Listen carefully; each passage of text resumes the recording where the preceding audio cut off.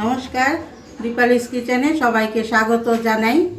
অনেক দিন ধরেই বাসায় স্লোগান চলতেছিল, পাট পাতার ঝোল রান্না করে দাও, পাট পাতার ঝোল রান্না করে দাও।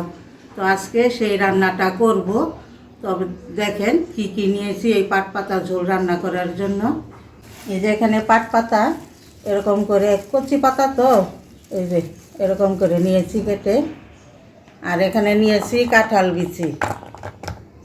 বিচি, আর এখানে নিয়েছি চিংড়ি মাছ। এই দিয়ে আজকে পাট পাতার একটা মজাদার ঝোল তরকারি রান্না করব। আগের দিনে এই রান্নাটা খুবই হইতো, আর আমাদের মতো এরকম দামি দামি চিংড়ি মাছ দিয়ে রান্না করতো না। তারা জালি দিয়ে একদম তরতাজা চিংড়ি মাছ ধরে আনতো, আর ওই দেশি চিংড়ি দিয়ে এই তরকারিটা রান্না করতো। এত সুন্দর একটা গন্ধ আর স্বাদ হইতো। আর আমরা এখন যতই দামি চিংড়ি দিয়ে রান্না করি না কেন, সেই স্বাদ আর পাওয়া যায় না। তো যাই হোক, হাতের কাছে যা আছে তাই দিয়েই আমি আজকে রান্না করব।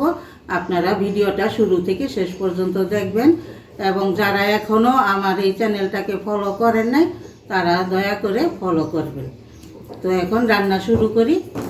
চুলায় কড়াই বসাই দিলাম, দিয়ে দেই তেল গরম হয়ে গেছে। তেলের মধ্যে দিয়ে দেই একটু জিরা, আস্ত জিরা ফোড়ন আর তেজপাতা।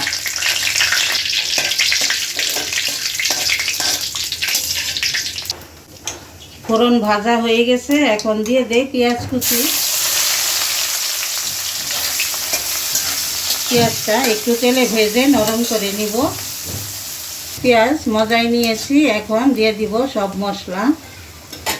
আদা রসুন বাটা, হলুদ গুঁড়া, শুকনা মরিচের গুঁড়া, ধনিয়া গুঁড়া, জিরার গুঁড়া, স্বাদ মতো লবণ।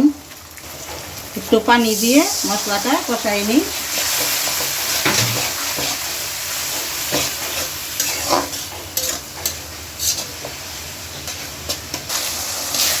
মশলা কষাই নিয়েছি।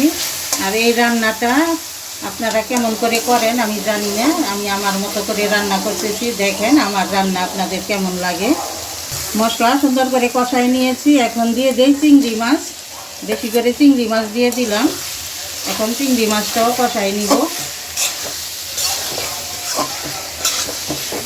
চিংড়ি মাছ কষাই নিয়েছি, এখন দিয়ে দিব এই কেটে ধুয়ে রাখা কাঁঠাল বিচি। এখন এই কাঁঠাল বিচি আর চিংড়ি মাছ একসাথে ভালো করে কষাই নিব। কাঁঠাল বিচি আধো সিদ্ধ হওয়া পর্যন্ত কষাই নিব। কাঁঠাল বিচি আর চিংড়ি মাছ সুন্দর করে কষাই নিয়েছি। এখন দিয়ে দিব কেটে ধুয়ে রাখা পাট পাতা। এই পাট পাতাও কিছুক্ষণ কষাই নিব, অল্প সময়। কচি পাতা তো একদম সিদ্ধ হয়ে যাবে। সব কিছু কষাই নিয়েছি। দেখেন চিংড়ি মাছ লাল, পাট পাতা সবুজ, আর কাঁঠাল বিচিও হলুদ হয়ে গেছে, মানে অপরূপ একটা সৌন্দর্য চলে আসছে তরকারি।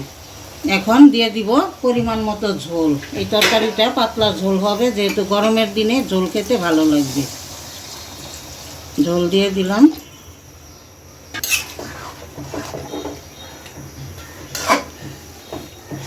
দিয়ে দেই কয়েকটা কাঁচামরিচ।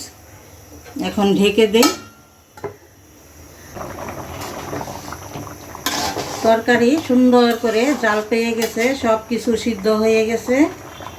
এখন পাট পাতার তো একটা গন্ধ আছে, তাই গন্ধটা যাতে না লাগে, তাই নামানোর আগে একটু ভাজা জিরার গুঁড়া দিয়ে দিব, একটু করে ভাজা জিরাটা দিয়ে 1 মিনিটের মতো রেখে চুলা বন্ধ করে দিই। রান্না হয়ে গেছে, এখন চুলা বন্ধ করে দেই। রান্নাটা করতে করতে অনেক মানুষের চেহারা আমার চোখের সামনে ভেসে উঠেছে, যারা এখন পৃথিবীতে নাই। তো আমি জানি আপনাদেরও অনেক স্মৃতি মনে পড়ে গেছে। তো এরকম করে এই সময়টাতে এই রান্নাটা খেতে বেশি ভালো লাগে। আপনারা একবার হলেও রান্না করে খাবেন, খেয়ে মজা পাবেন। তো আজকের মতো আমার রান্না এখানেই শেষ করছি। সবাই ভালো থাকবেন, সুস্থ থাকবেন। ধন্যবাদ।